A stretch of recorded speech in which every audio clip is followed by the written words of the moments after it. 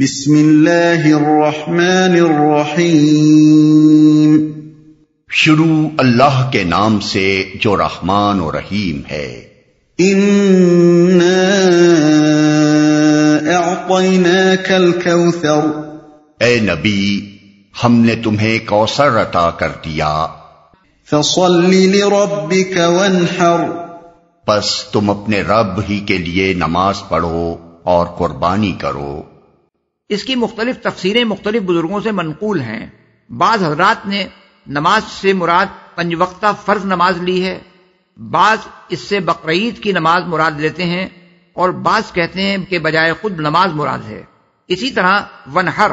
یعنی نہر کرو سے مراد بعض جلیل القدر بزرگوں سے یہ منقول ہے کہ نماز میں بائیں ہاتھ پر دائیں ہاتھ رکھ کر اسے سینے پر باندھنا ہے۔ بعض کا قول یہ ہے کہ اس سے مراد نماز شروع کرتے وقت دونوں ہاتھ اٹھا کر تکبیر کہنا ہے۔ بعض کا قول یہ ہے کہ افتتاح نماز کے وقت اور رکوع میں جاتے ہوئے رکوع سے اٹھ کر رفع یدین کرنا مراد ہے، اور بعض کہتے ہیں کہ اس سے مراد بقرعید کی نماز پڑھنا اور اس کے بعد قربانی کرنا ہے۔ لیکن جس موقع و محل پر یہ حکم دیا گیا ہے اس پر اگر غور کیا جائے تو اس کا مطلب صریحاً یہ معلوم ہوتا ہے کہ اے نبی، جب تمہارے رب نے تم کو اتنی کثیر اور عظیم بھلائیاں عطا کی ہیں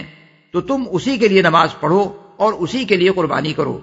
یہ حکم اس ماحول میں دیا گیا تھا جب مشرکین قریش ہی نہیں، تمام عرب کے مشرکین اور دنیا بھر کے مشرکین اپنے خود ساختہ معبودوں کی عبادت کرتے تھے اور انہی کے آستانوں پر قربانیاں چڑھاتے تھے۔ بس حکم کا منشا یہ ہے کہ مشرکین کے برعکس تم اپنے اسی رویے پر مضبوطی کے ساتھ قائم رہو کہ تمہاری نماز بھی اللہ ہی کے لیے ہو اور قربانی بھی اسی کے لیے،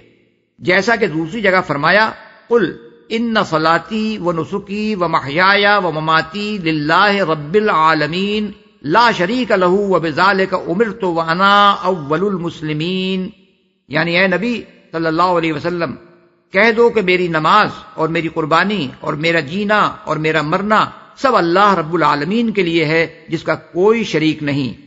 اسی کا مجھے حکم دیا گیا ہے اور میں سب سے پہلے سر اطاعت جھکانے والا ہوں۔ سورہ الانعام آیت 162 اور 163۔